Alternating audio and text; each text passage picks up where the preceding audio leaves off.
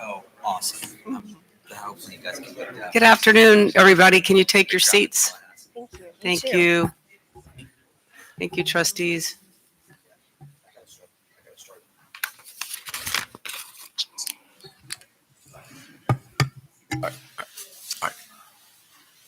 Good afternoon, everybody. Welcome to the New College Board of Trustees meeting. It's Wednesday, April 9th. We're scheduled to run from 3 to 5. And I would ask you before we start to please stand and join me in the Pledge of Allegiance. I pledge allegiance to the flag of the United States of America and to the republic for which it stands, one nation, under God, indivisible, with liberty and justice for all. Thank you. Came on. Okay. Rufo. All right. Ms. Fitzpatrick, can you give us the call to order, please? Yes. Trustee Bauerlein, Present. Trustee Jaco, quite trained. Trustee Karp, Here. Trustee Kessler, not on quite yet. Trustee McDonald, Here. Trustee Mickelson, here. Trustee Patterson, Present. Trustee Rufo, Here.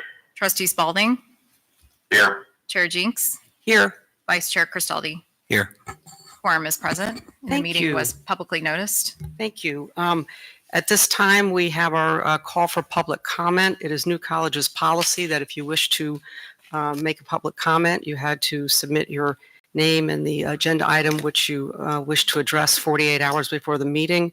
My understanding is we have 3 public commenters today and 1 written submission. Ms. Fitzpatrick, can you call the public commenters up, please? Yes, this afternoon, first up will be Rodrigo Diaz, then John O'Miller, and Mike Sanderson. Thank you.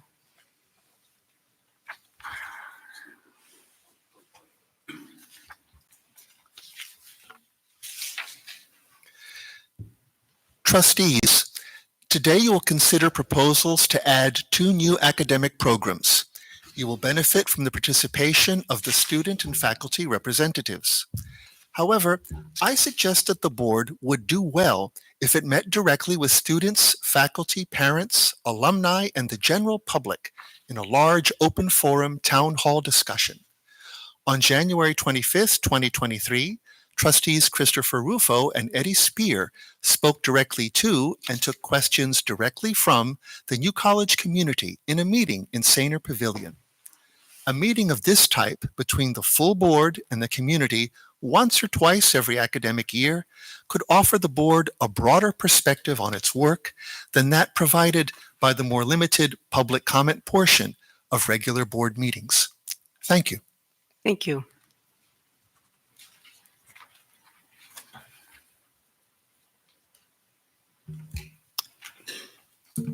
Next up.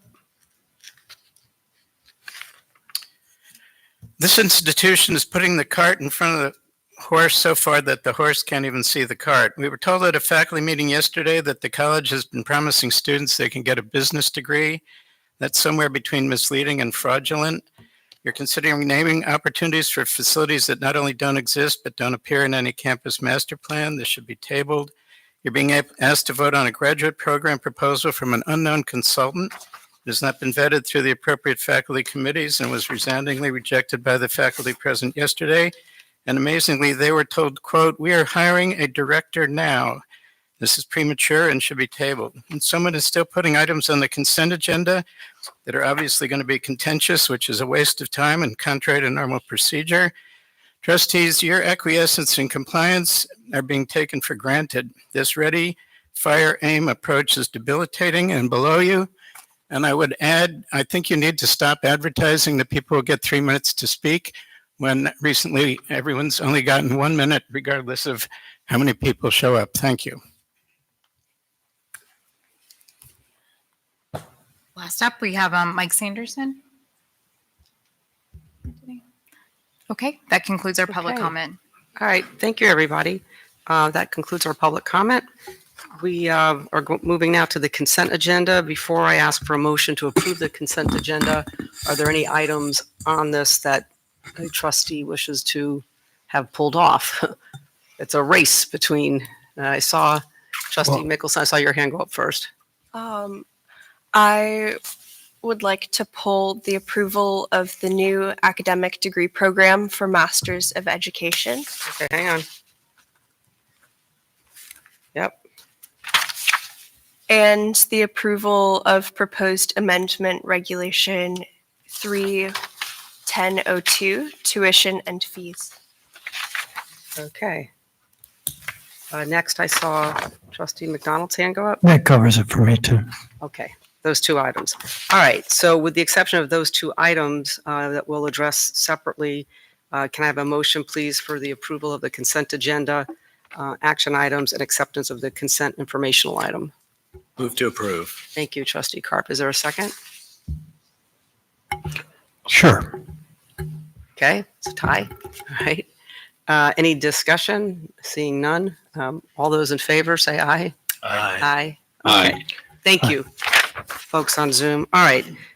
Let's then move into address those two items now. Yeah. All right. So we've removed, and now we will discuss the approval of the new academic degree program, Masters of Education and Educational Leadership. Thank you. I had a few questions. First, Approval, so you get it in the right posture. Let me get a motion to approve, and then we can have discussion. Can I have a motion, please, to approve the new academic degree program, Master of Education and Educational Leadership? Move to approve. Thank you, Trustee Carp. Is there a second? You don't Second. need it. Okay, second. All right. Discussion. I heard that there have been issues getting a director for the program, and I was wondering where we are in the process of hiring a director. They're doing on-campus interviews right now for a dean of the program, and we're hopeful to have that announcement next week. And just President Mickelson, in the faculty hiring process, we take an application, 50 people apply, not on this particular issue because this is a dean position, but on even regular faculty positions. Then they interview 12 of the ones they think are best. Then out of that 12, they invite 3 to campus. Even just this cycle alone, let alone last cycle, then we make a job offer. Our top mathematician that we made an offer to declined. So then, so I'm just saying the same thing happens with the deans searches. You have somebody, we think we really like the person, and then they ultimately say, hey, I'm going somewhere else or doing something else. So it's very common. Thank you. I was also wondering if you could speak to the funding for the first year of this master's program. We continue to do very well, as you know, in Tallahassee. So we believe we have the funding necessary. We also think this program will be self-sustaining the quickest of if it's approved, of the 3 master's programs. Data science and marine mammal obviously are not there yet, but we think that the master's in education program will be the first one to be self-sustaining. Okay, thank you. I guess to clarify, in the faculty meeting, there was concern that the master's program might impact the undergraduate budget, and I was wondering if you could speak to that directly. We get that question pretty regularly for the last 2 years, and everything from the undergraduate program to food to landscaping has all dramatically increased in funding. And that would be the same even with the advancement of the master's in educational leadership. Thank you. Trustee McDonald. I have a number of reservations. Surprise. I guess my most substantial reservation is the fact that the described program doesn't actually contribute to our statutory mission. And we have a fiduciary responsibility to make sure that the things we do support our statutory mission. Now, there's a lot of reasons that I believe that to be the case, but I'm not alone. We were asked to call an extraordinary meeting of the faculty. We did so to discuss this program. And many faculty brought up the same concern. And in the end, there was a vote. It turns out that there weren't enough people for a kind of binding resolution. So this is just a vote as a kind of sense of the faculty. But the overwhelming number of people there voted against the proposal. And in large measure, it reflects a concern with its relation to the undergraduate program. I'll offer a comparison. We have a program in data science that we talked about for 1 year before we actually approved, that program is built around the undergraduate program. It exists to support the undergraduate program. It is the reason we have an undergraduate program in computer science at New College. It is the reason we have an undergraduate program in statistics. It is the reason we have an undergraduate program in data science, right? And that was the understanding that we went into the process of approving the data science program after 1 year of discussion. Now, I can also say that you should take a look at the statutory mission of New College. You'll see that it's broken up. The actual legislation is broken up into 4 pieces, right? The last piece says New College will offer a Master of Data Science program. Now, the reason that that's there is that it wasn't clear that a master's program was going to support the undergraduate mission of New College, right? The legislation was actually changed to add this fact because it is a problem. It continues to be a problem. The faculty see that it's a problem. The faculty are worried that it doesn't support the statutory mission. I'm worried that it doesn't support the statutory mission, and as a fiduciary agent of the college, I'm against it. I wonder if I could speak to that, Trustee McDonald. I can say your concerns are important ones. And I just want to distinguish first between the 3. This would be the 3rd of the master's programs at the college. And it is true that the data science program was created to integrate closely with the undergraduate program. And it's still a little bit of friction. It's a difficult, complicated procedure to carry out. The marine mammal program is not the same way integrated into the undergraduate part of the college, and I don't think complete integration is the only way in which we can fulfill the statutory mission. One way in which this new program will support the statutory mission of creating great undergraduate education at the college is it will be self-sustaining, and I believe will make additional revenues that will go to support the undergraduate program. So it seems to me that's something that can be debated, but as a program that is poised to bring in revenue for the college, that's a positive. The second way is if we in just 2 years are educating, let's say 15 principals that spread out through high schools around Florida and beyond, that's a great way to get New College's name out into the schools. It's a great way to connect great students with recent graduates of our program. So I think it's beneficial in that way too. And then just more generally, it's a program to improve education in the community. And I think that benefits the college and its mission as well. Thank you, Provost Rohrabacher. Do we have any questions or discussion with the trustees that are on Zoom? I can't tell if any hands are up. Yes, Trustee Bauerlein? Just a question. Do you envision, I should ask the designers of the program, do you envision any specific integration with the program? I mean, would you see something like some of the students in the MA program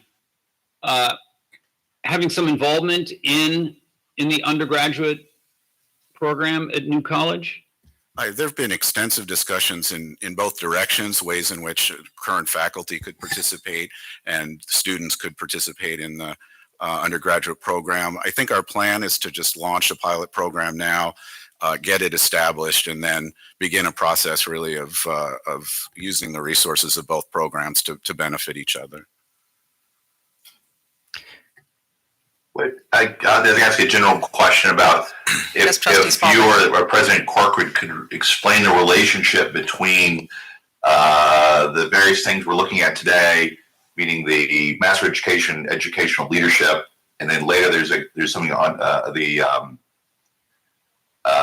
other new, the International Commerce and Society degree program. But then the other thing we've kind of proposed and we've never fleshed out really is the Freedom Institute, which I think potentially could grow into something as well. How do you see, in a broad sense, how do all these pieces work together? How do they build what we're talking about here? How do they serve the college? How do they advance our mission? I think I'll defer that to President Corcoran. Yeah, I just wanted to make sure I didn't overstep Provost. I think they're all integrated, and so how these have come about with the changes that have happened in the last 2 years, a lot of it is growth. So we look at we're starting to really grind down into metrics.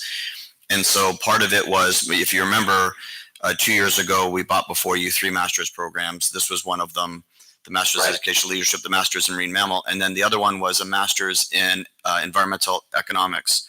And we've scrapped that program and working with the economics department. One of the professors is here who will talk. And because the real need based on the growth in the student body has been in economics in general. And so the discussion was having an international economics type degree. And that's where we landed on adding that AOC because of the demand of the students who want to have more options in that AOC. The Great Books was also an expansion on the direction of the trustees and trying to get as many students, not just changing the core curriculum and having them exposed to the enduring human questions in the core curriculum, but maybe even adding a minor or a major in Great Books. So it would be great if we had a regular pattern of a biologist or a physics major or a data science, computer science major, also having a minor in the Great Books, which we think would strengthen their application as they go out into the job market. The Freedom Institute is an overarching thing for the university to grow lots of different things. We've met with donors about doing a Latin American or Caribbean-based type institute within the Freedom Institute. We've talked to folks about having educational leadership and some sort of center for educational reform there. That's still moving forward. We just need to get the funding from the state and the approval to have an institute. So right now there's statutory language that's pending in the House and the Senate that creates the Freedom Institute. And then once it's created, we can come back and say, okay, here's some of the subsets of that Freedom Institute that we'd like to move forward that benefit the college as a whole. I hope that helps. But so with the understanding that the one is going to replace a previous economic degree, these are the 3 degrees we've been talking about previously. Yes, we got rid of the master's in environmental economics, and instead, in talking with the faculty of the economics department, it was better. Their belief, given the undergraduate nature of the university, that we'd be better off having an additional AOC in some sort of international economics, and that's where we've landed on the one before you today. And then my other question is going back to this idea of how this manifests itself in our undergraduate programs and serve our mission. It strikes me that as an honors college, if a component of this is actually to create a BA in Great Books, and if a master's degree program augments that and serves that purpose, that strikes me as strengthening the curriculum of the college, which is a positive. Am I misunderstanding that? We would agree. But how is that not in our mission? I think, and I don't want to put words in Professor McDonald's. No, I understand. That's why I'm raising. But I don't think it's inconsistent with the statutory mission. Thank you. Is there anybody else who hasn't been heard yet on this? Trustee Rufo, thank you. Recognize you. Thank you. Yeah, just to add on to that question, if I am reading the right language, point 1, subsection B of our statutory mission is, quote, to engage in educational reform by combining educational innovation with educational excellence. And that seems to be the actual mission of the proposed Masters in Higher Education, which I know I've been discussing with President Corcoran since the first week that he started. And so I do think that this has gone through a process. This has been discussed for well over a year. And unless I'm misreading this in some way I can't see, it strikes me as a very strong fulfillment of that part of the statutory mission. So I'm a bit confused by the faculty's, at least a minority of the faculty's objection to this on those grounds. Thank you. I'll recognize Trustee McDonald. He's had his hand up. Sure. It's not a minority of the faculty. Is it? Did you say you did not have a quorum? So you That's had true. just a sense of the I have a faculty sense had. of the faculty, that's correct. So by definition, even the number of people there was a minority, and it was not. If it was not unanimous, it's a minority of a minority. No. Yes, a minority of the faculty have expressed verbally an opposition to this program. That doesn't mean that a minority of the faculty are against this program. Thank you. Trustee That Bauer. could be true, but my question is about the objection, and then I read the statutory language. Maybe you can clarify how this program does not meet that, according to this faction. I don't think that's. Yeah, we don't need to have a dialogue. I think Trustee Bauerlein had his hand up. I'm going to recognize him. Well, I would just express an external warrant for a program like this, given the widespread acknowledgement of the, let's just say, the intellectual weakness and the poor empirical record of schools of education in America today, and the spread of classical education schooling, which schools of ed are certainly not preparing teachers to handle, or leaders, principals, administrators, that I see the chance for New College to join with a few other colleges, Dallas and Hillsdale, in presenting in the public college arena an alternative to the existing progressivist inclinations of schools of education. Yes, Trustee Carp. I appreciate the faculty's comments. I would just add that it seems like in a time when we're looking to boost enrollment and grow the curriculum that we can offer, having a master's program that sounds to me like it's being funded and it will attract more faculty and more students. This is just a positive for the school as a whole, both undergrad and potentially more graduate students as well. Thank you, Trustee Carp. We've had a motion and we've had discussion. I'm going to ask Ms. Fitzpatrick to call the roll on the vote, please. I'm sorry, what are we voting? What exactly is the vote? This is the motion is for the approval of new academic degree program, Master of Education in Educational Leadership. Thank you. Trustee Bauerlein, Yes. Trustee Jaco. He's on mute, but he said yes. Okay. Trustee Thumbs Carp, up. Yes. Trustee McDonald, No. Trustee Mickelson, No. Trustee Patterson, Yes. Trustee Rufo, Yes. Trustee Spalding, Yes. Chair Jinks, Yes. Vice Chair Cristaldi. Yes.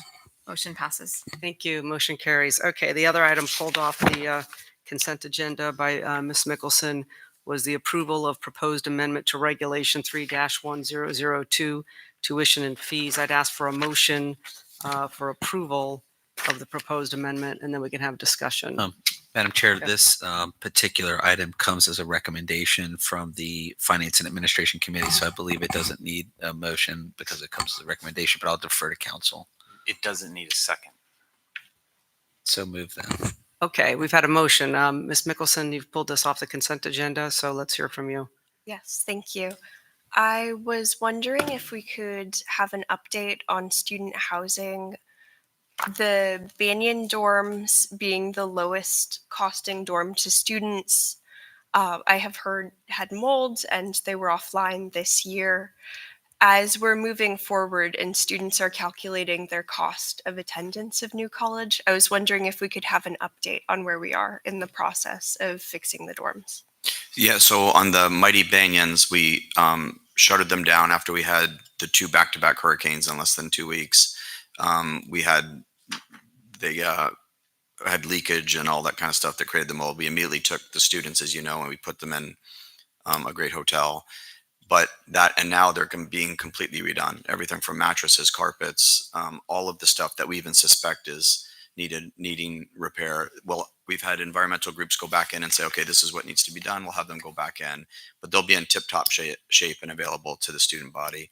We are in contract approval with where you guys will hopefully vote and give approval for us to enter into a negotiation and whatever that final amount is with Home 2 Suites, which gives us another swath of beds. And as you guys know, during the legislative session, there's serious conversations happening with USF that might open up an additional beds. But if we work back from having somewhere between 900 and 950 students, the historical 10-year trend of give or take up to 200 students being off campus, we feel that all of the capacity of what is existing, what is going to be back online, what we'll have at the hotel, and what may be available at USF, we're going to have housing for everybody.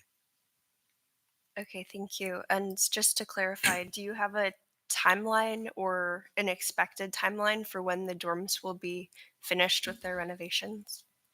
The only ones that are really getting, we'll do it because we did complete renovations Just for the Banyans. of the Mighty Banyans. Yeah. That'll be done probably by end of July. Okay, thank you. It'll be done probably sooner, President Mickelson. I just saying end of July because we'll have them ready well in advance of the August opening. We might even have them available to us for some of the summer camps. So, but it's near completion. Thank you. Any other discussion? I have a quick question. Trustee McDonald, yes. So I noticed that there are adjustments in costs for different types of housing. Can you just tell us what the average price of housing is doing? I believe we're revenue neutral, Professor McDonald, so it's the same as in previous years. The reason we did different stages is because they're not equal. So, Yes, no, I understand. I'm just wondering if so we tried to the make average price is the same. it's revenue neutral. Any other discussion? Okay, well, we have a motion. We don't need a second. And I'm ready to, no other discussion. Can we take a vote? Maybe we'll just do it through roll call, please. Sure. And as Trustee- we're voting on the approval of proposed amendment to Regulation 3-1002 tuition and fees. Trustee Bauerlein, Yes. Trustee Jaco, Yes. Trustee Carp, Yes. Trustee McDonald, Yes. Trustee Mickelson, Yes. Trustee Patterson, Yes. Trustee Rufo, Yes. Trustee Spalding, Yes. Chair Jinks, Yes, Vice Chair Cristaldi. Yes. Motion passes. thank you. All right. At this point, I would like to turn the meeting over to President Richard Corcoran, and I'll recognize him to provide us with updates to the board, please. Thank you. I'll continue just to do the big three, which is you'll see in our accountability plan. We changed the wording a little bit, but it's grow students, grow money, grow prestige. In growing students, our enrollment, one of the things that we really focused on this year, we had record enrollment 2 years ago. We had record enrollment 1 year ago. Now we're trying to not only continue to break that 300 threshold of enrollment, but increase our scores. So there's been a prioritization of trying to get this class to have a 1200 average SAT and a 4.0 GPA. We're right there. We have a over 1200 SAT, slightly over 1200, and we have a 3.99 GPA. We're at about 154 total students, which was well over 100% from the 23 class, down about 30% from the 25 class. But we're increasing tremendously our amount of FTICs, first time in college, as opposed to the last year. This time we had a lot of transfers. And so we're trying to get the right blend, the right scores, and have another banner enrollment year. And right now we're well on pace. That's the quick enrollment update as overall. That data, I believe, is in your packets. In addition to that, we've just gone on every possible level to increase that outreach. In addition to having these academic coaches, these recruiters by region, a new academic enrollment study that we worked with our consultants on where we can target the right people. We've had on campus take stock in children, which not only does it help us get academically excellent students, but these are ones that would also probably be Pell eligible. So it helps us in our metrics in that regard too. We had probably close to 100 on campus. This past weekend, we had 800 people on campus, parents included, coaches, and hosted the statewide debate finals for the Department of Education. And these are just great students, which has led us to also, we're working now on starting reinstituting. I think during COVID, New College used to have a great debate team that was participating with the pre-law program. We've reinstituted the pre-law program. As you know, we have two great professors, and Professor Rowe and Professor Izquierdo, who are heading that up. And now we're going to try to add in a debate component, because I think if we could have a debate component compete on that statewide level or even the national level, and then you have these 800 parents and students on campus, we're going to be the go-to school for a lot of those students, and their scores are just amazingly off the charts. Just the kind of students we really want to reinstitute here at New College. So we're doing those types of things. We've talked with some faculty. I've run it by the ideas behind some of our leaders, including Professor McDonald, but we're looking to try to create a rotation of somebody from social sciences, someone from humanities, and someone from natural sciences, who for that year they'd get all their accruals, academic accruals for tenure and leave, but they would take that year and go, and we would put them in all of the honors humanities classes, honors social sciences, math courses, whatever their specialty was, and try to go and recruit 50 to 100 students. And we would give them a salary that would be enticing for those one faculty member each year to go out there and recruit those students. So we really feel like we're getting to a really good spot on recruitment. Those are just some of the highlights. But I think growing students is going well. Growing money, again, we're in that time of year where we're spend a lot of time in Tallahassee. We just got back from our New College days at the Capitol. We went up there with the largest group yet. We had meetings with representatives. We had meetings with senators. We had meetings with the governor's office, the attorney general. The meetings went fantastically. We hosted a reception. It was jam packed. There's a newspaper columnist online that does the winners of the week for the legislature during legislative session. And Rudy, our Mighty Banyan mascot, was one of the winners this week. He was a hit in the gallery of the House and Senate. Everyone wanted their pictures with him. In addition to that, we took up the most students we've ever taken. We partnered with our CEO office, and he took a bunch of students over to Florida State into the master's programs, because again, we want to have one of the metrics that we struggle with is employment or graduate program after graduation. So we're really trying to open those doors for our students. So we partnered with them on the trip, so they joined. But we had obviously President Mickelson was fantastic. Our Vice President Kyla, who's here, our student government well represented. Hannah was with us too. We had student scholar athletes from soccer, softball, basketball, baseball, and then we had the head of our CEO office, Professor Ruzick. It was just a great group and a bunch of staff. But the meetings were fantastic. We pushed hard on things that are in the news. We're still feel like there's great opportunities for there to be a win-win scenarios where everyone's supportive of expanding the campus and allowing some of these other universities to do things that would make them even greater for their students and for the state university system. We feel like we're going to be in good place for recurring revenue. And then some of the things that you talked about, Professor Spalding, on the language for the Freedom Institute, some PICO projects on campus. We feel like we're in the running for all of those too. So we're going into week 6. There's a lot of friction between the House, the Senate, and the governor on, just to put it in perspective, since you guys probably haven't read it. The House has a $5+ billion tax cut, which is sales tax. The governor has a $5+ billion tax cut, which is property tax, and the Senate just came out this week with a multi-billion-dollar tax cut on sales tax on clothing. So my point in saying that is, you can see there's a lot of bridges to be crossed before they're going to get resolution, and that's just one area. But we feel really good about New College and the growing money. We also feel like we're really close. We're just working on some MOU language, contractual language that our general counsel, Bill Galvano, is working on, announcing another significant multi-million-dollar gift. So hopefully we'll have that news for you guys in short order. And then if you come on campus or you're on campus, you'll see, we're working on the baseball field as quickly as possible. We're working on the park in the front. Both of those came with $1.5 million donations from people in the community. The waterfront's looking really good. We have letters across the bridge, so everyone knows where New College is. We're going to have so many New College signs. We're working with the airport on signage as the 4 million plus people that come out will see blazoned that this is New College.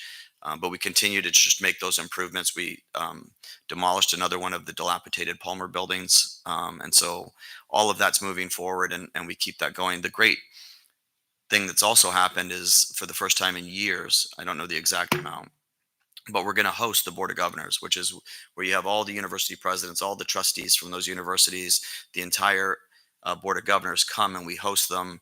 We have the meeting here. We host them for a dinner, and they'll be able to see just the transformational change. They'll hear from some of our students and faculty, and so I think it's going to be an eye opener for the BOG to see, hey, you guys have heard from afar that we're doing these great things, but here, now you're going to see it, up front and personally.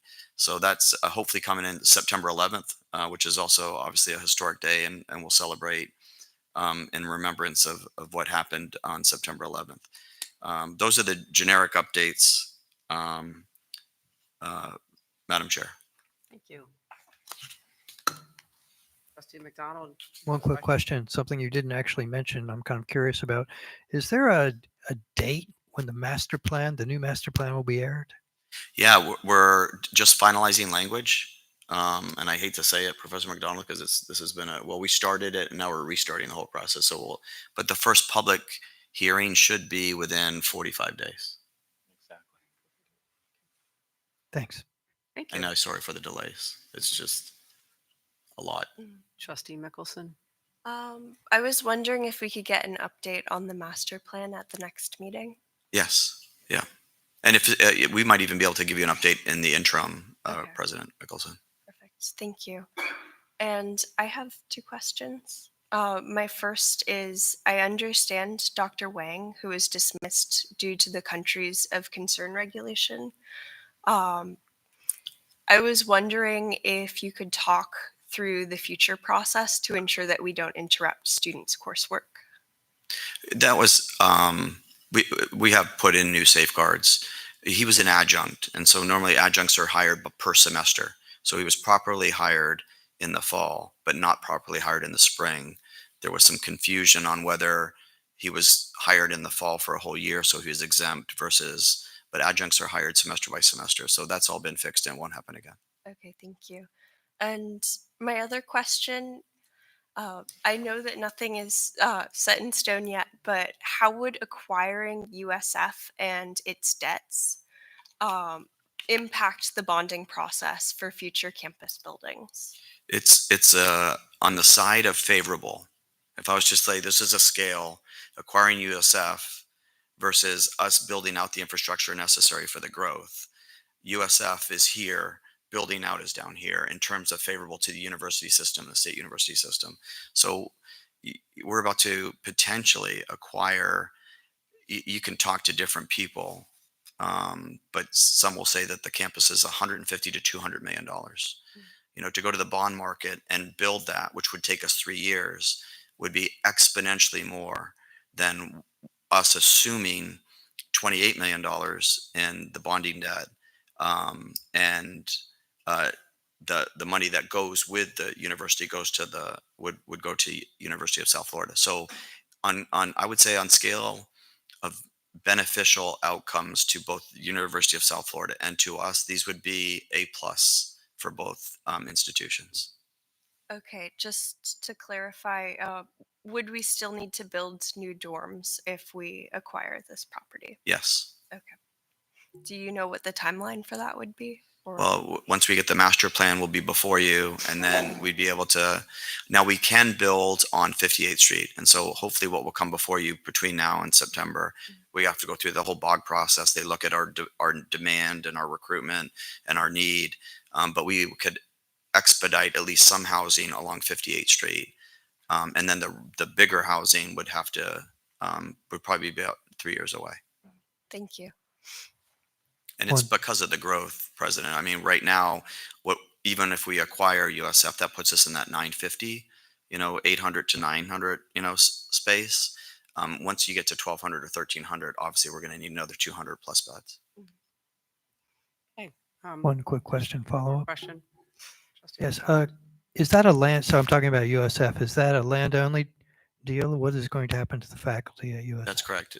I mean, first of all, we're still negotiating, Professor McDonald, but it's very clear that faculty, staff, our USF faculty, our USF students, our USF staff, all we would be getting is a facility. Thanks. Great. Okay, thank you, President Corcoran. At this time, I'd like to recognize David Rohrbacher, our Provost and Vice President of Academic Affairs. This is to discuss the approval of the tenure track candidate, Dr. Andrei Skripnikov. Will you please come forward and talk to us, and we'll have a motion. Okay, thank you. It's my pleasure to bring before the board the tenure case of Andrei Skripnikov, Assistant Professor of Applied Statistics. Professor Skripnikov has proven himself to be an outstanding teacher in both the undergraduate program and in the master's program in applied data science.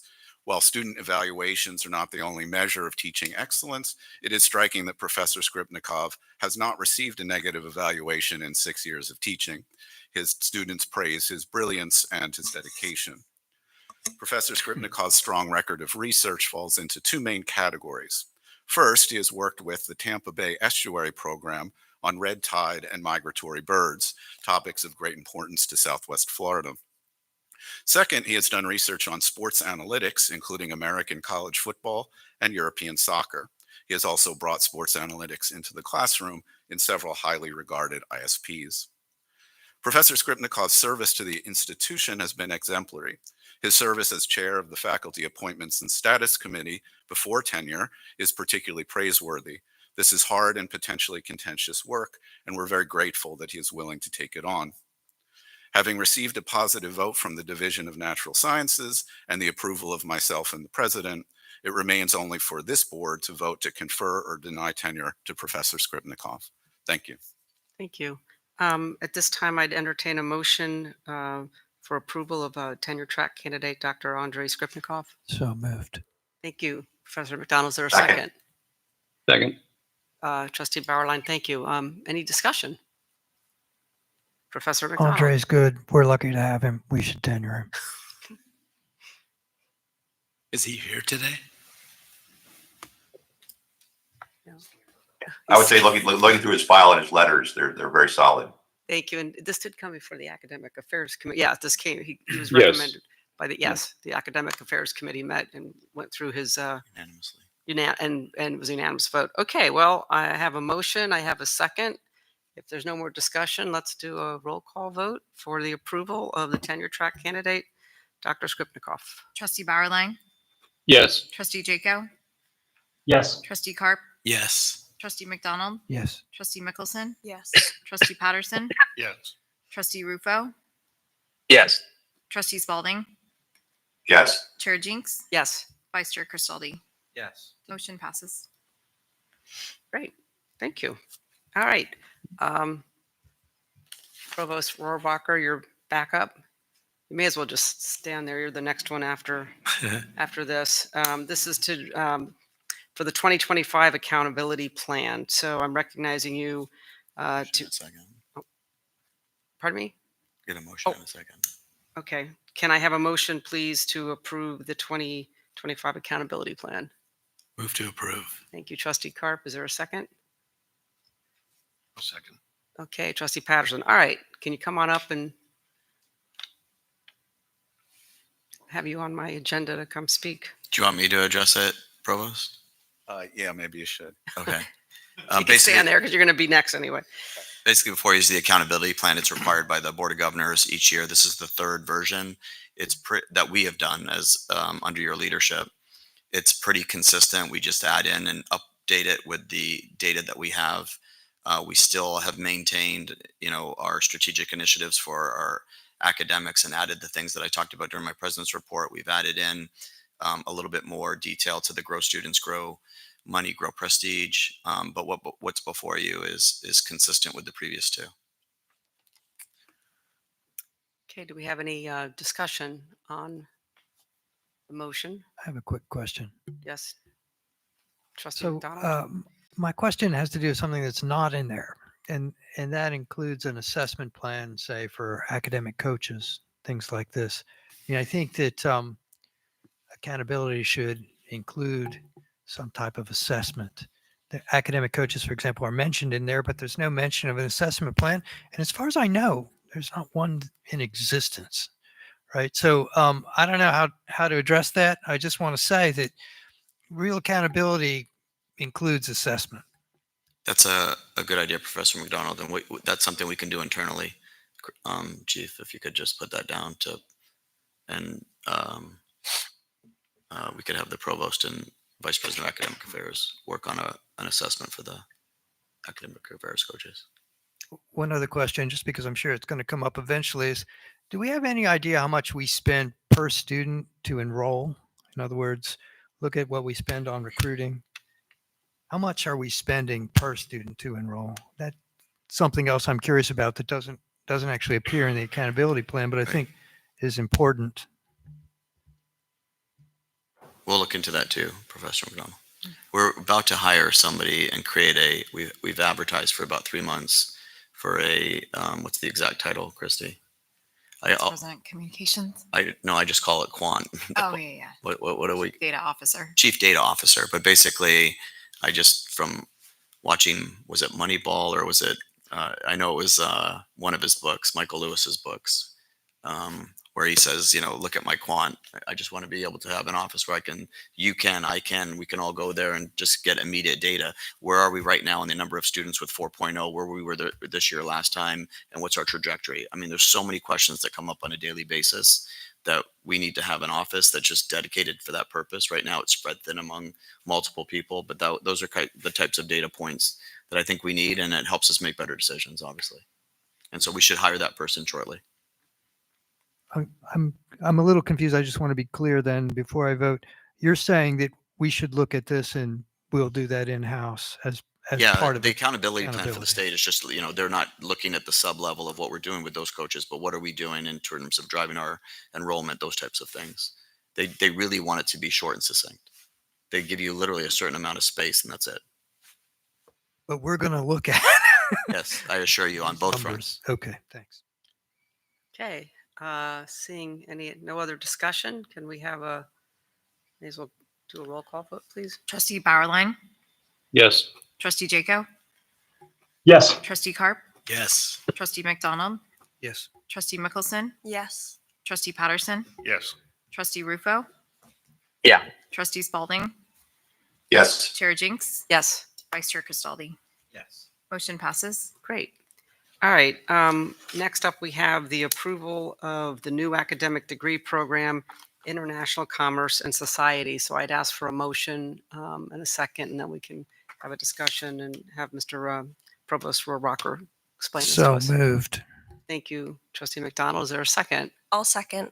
Thank you, Trustee Mickelson. All right.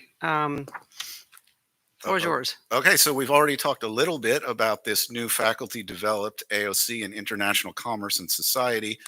Professor Taran Kemraj, a professor of economics who helped design the program, is here, and I'm going to let him speak to the program and answer questions that you might have.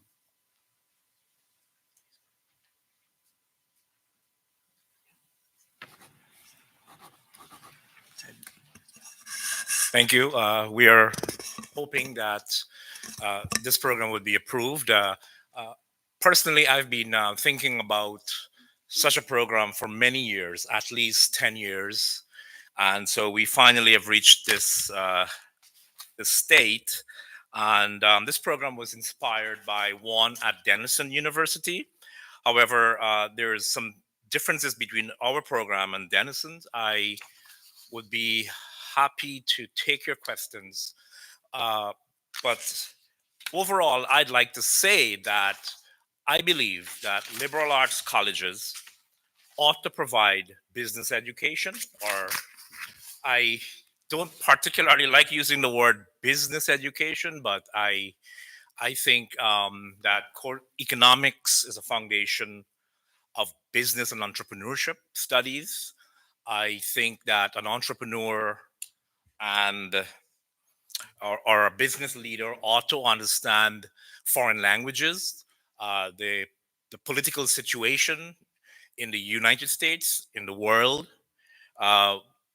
even anthropological tools. And we do have a business anthropology course as part of this proposed AOC. We have an accounting course. We have, of course, several economics courses, statistics. Students will be able to access data through Bloomberg Terminal. Thank you, President Cochran, for adding the Bloomberg terminals to New College. I think that was a great addition. Overall, I'll take your question.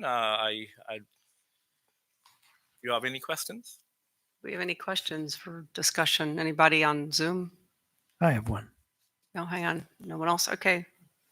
Trustee McDonald? My question is essentially the same question I asked during the meeting that we had last Tuesday. I should say that this program has unanimous support.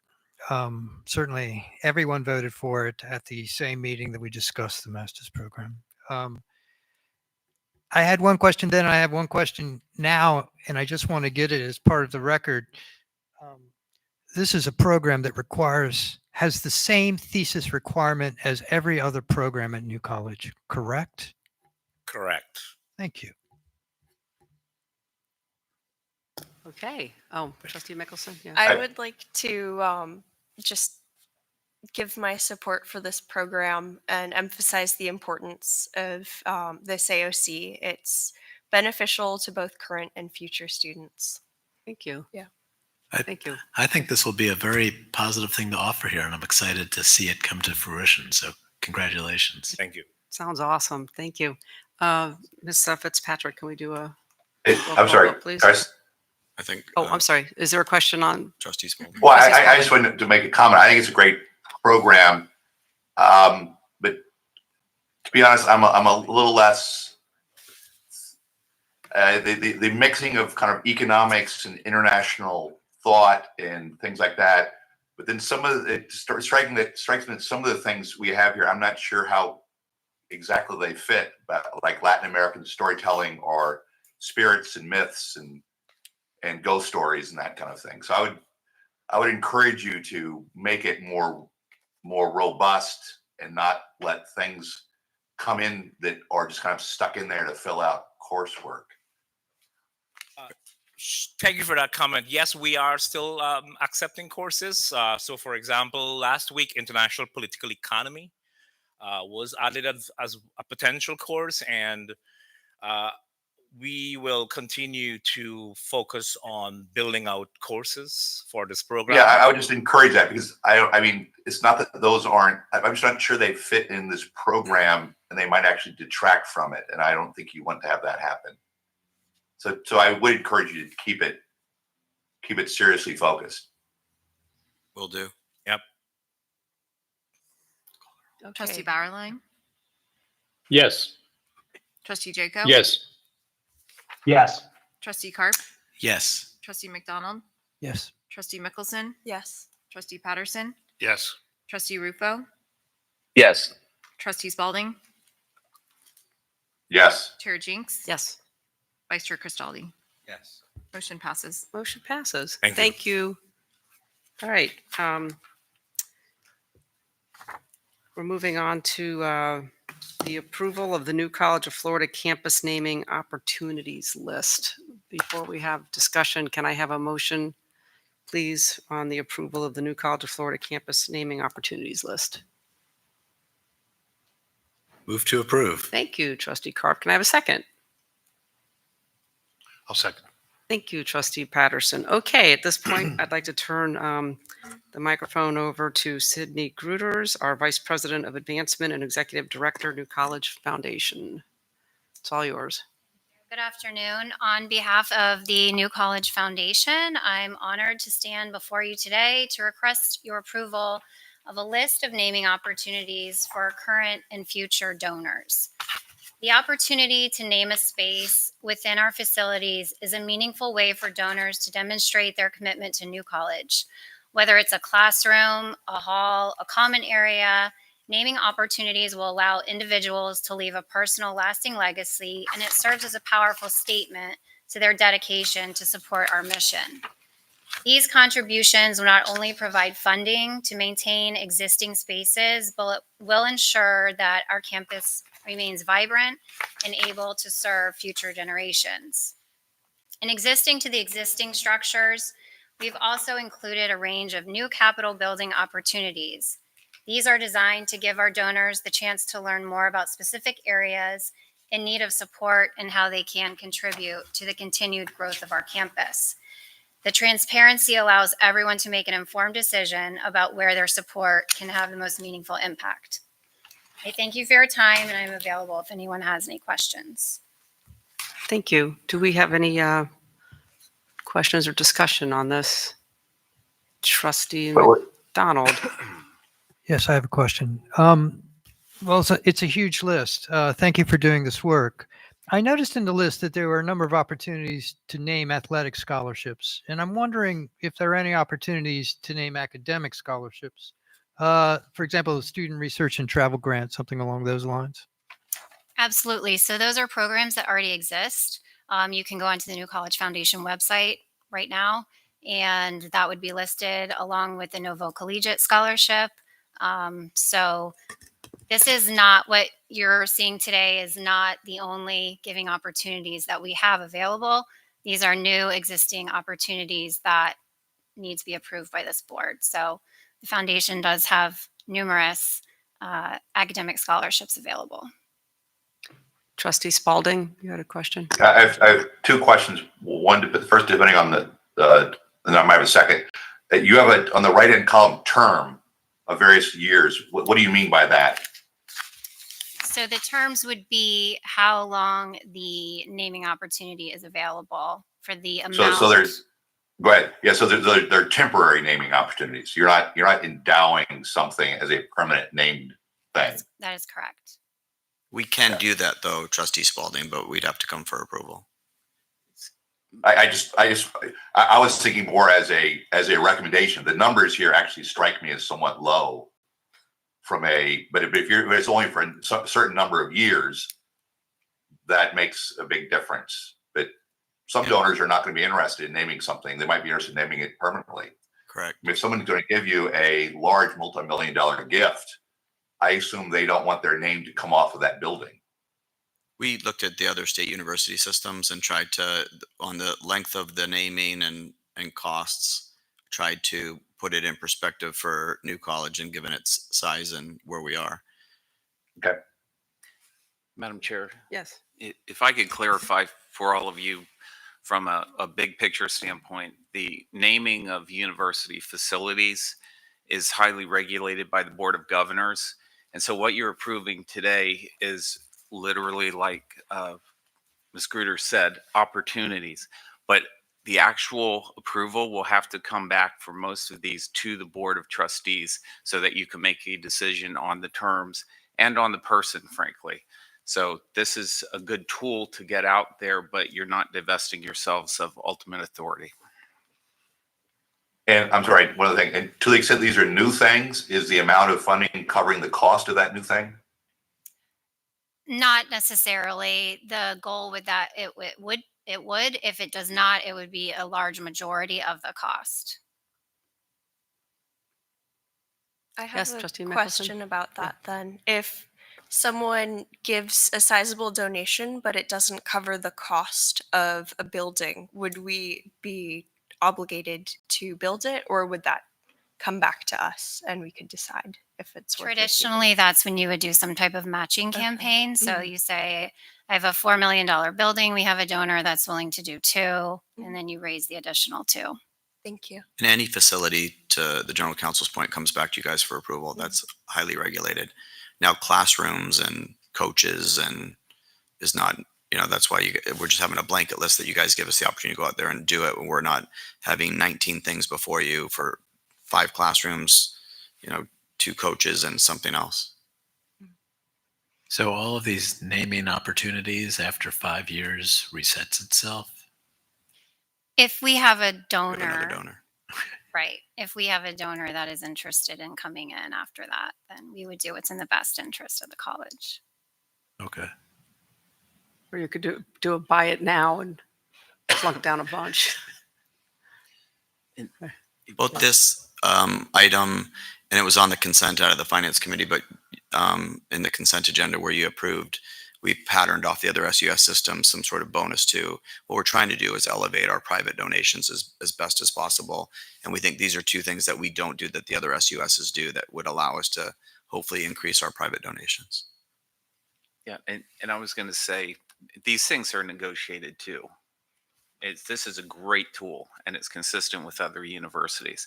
But ultimately, like the president had referred to, the MOU, we're currently negotiating for a sizable gift. You know, the people writing the checks like to have some input. Yeah. Yes, question. I have a quick question. I noticed the Freedom Institute was brought up on this list. Would you be able to provide more information as to what the naming donation would mean for the Freedom Institute? You mean naming like it would be? Would the naming opportunity cover building costs, professors, something like that? It would cover as the president said earlier, the Freedom Institute is a large concept, right? There are many facets that fall under the Freedom Institute. So I think it would depend on the donor and how their gift aligns with where they want to make the most impact. So it could be for professors, it could be for the building, it could be for scholarships, it could be for a wide variety of things. It could be for the Socratic stage. I mean, it could be for whatever the donor, and then ultimately what this board would agree to. Thank you. Okay, seeing no other hands raised for discussion, Ms. Fitzpatrick, can you please call the roll for the vote? Trustee Bauerlein, Yes. trustee Jaco, Yes. trustee Carp, Yes. trustee McDonald, Yes. trustee Mickelson, Yes. trustee Patterson, Yes. trustee Rufo, Yes. trustee Spalding, Yes. chair Jinks, Yes, vice chair Cristaldi. Yes. Motion passes. motion passes. Okay, well, I would just thank you, everybody. This will be the last Board of Trustees meeting currently for Trustee McDonald and for Trustee Mickelson. Trustee McDonald representing the faculty, Trustee Mickelson representing the students. They've each asked to have a couple of minutes to, say a few words. I'm going to call on Trustee McDonald, since you, I believe, plan to be here at the school, right? And so we'll give Miss Mickelson the last word, since you're graduating, right? Yes. Okay, well, so Trustee McDonald, Thanks. So thank you. as Chair Jenks mentioned, this is my last meeting as a member of the board, and I'm leaving with some existential concerns for the college. Now, I've been here a long time, so I'm no stranger to existential concerns. They've been here as long as I have. There's always a threat to our existence. But these threats are different, and I wanted to share them with you. I think at the heart is a misunderstanding between two words. It turns out that college and university are not synonyms, not even close. And faculty at a college, they really need to have a shared vision of what comprises an education and how best to deliver on such a shared vision. And it's the adherence to such a collective set of beliefs that makes a faculty. And in the past, New College has had a faculty in this sense. Now, that doesn't mean that things always ran smoothly. In fact, they never did.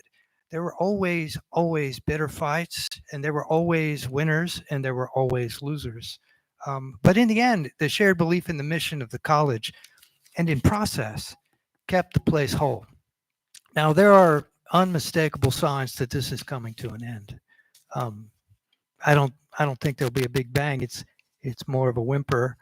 And what I'd like the board to keep in mind is that all that's actually required for the college to fail is for the faculty to put their heads down and function as though they are at a university. And I hope that the board finds a way to address that.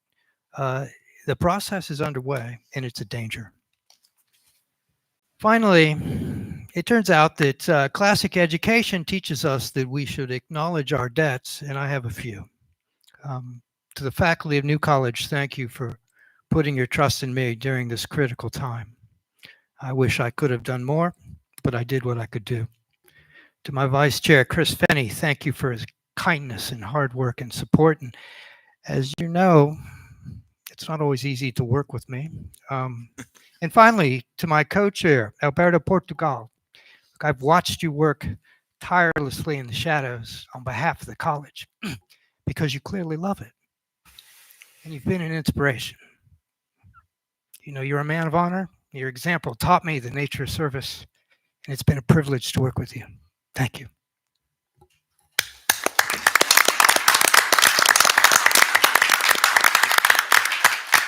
Thank you, Trustee McDonald. Trustee Mickelson, you got the floor. Thank you, Chair Jenks. As I step down from my role as NCSA president and as student trustee on this board, I do so not only in conclusion of my presidential term, but also as I graduate and move into a new chapter of life. In reflecting on why I chose to come to New College, I am reminded of Trustee Lipinski, whom I had the pleasure of speaking with on my first visit. It was that conversation where I first felt the depth of this community's commitment to nurturing curiosity and empowering students. This commitment to student-centered learning is one of many reasons why I chose to call this place my home. I believe that the success of this university is held in how we invest in that commitment to the students. As trustees, we are part of a broader structure of leadership with staff, faculty, and students who are working in support of students who are not only passionate about their academic studies, but also thoughtful, engaged, resilient. It is their visions and their hard work that continue to shape this institution. And I hope that we as a board will continue to strengthen systems that uplift the students. I hope that we recenter students in conversations about our university or college and its needs. After all, without students, there would be no board to serve. This journey has taught me so much about what it means to lead with integrity and intentionality. From conversations about policy and student support, I've learned that leadership is rarely about having the perfect answers, but also about listening, building trust, and recognizing different perspectives. These are a few lessons that I'm committed to sharing with my successors. I know this is a little off script, and I just wanted to say that the other presidential ticket just stepped down today. So if Kyla gets approved, she will be the next president on this board. And I would like to thank her for all of the work that she's put into this school the past 3 years now.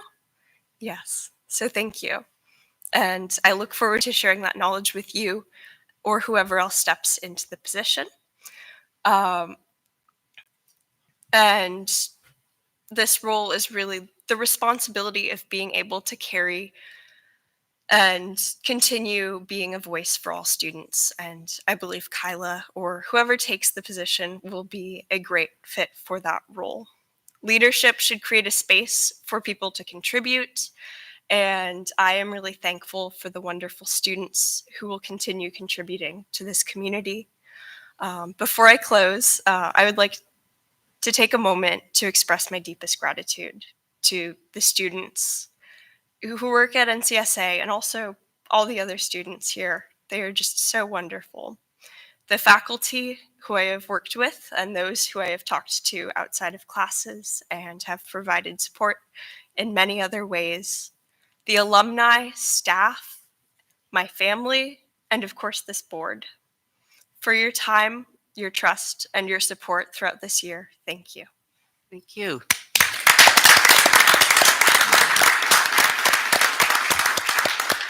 Congratulations. Thank you. Made it. Okay, seeing that there's no other business, we are adjourned.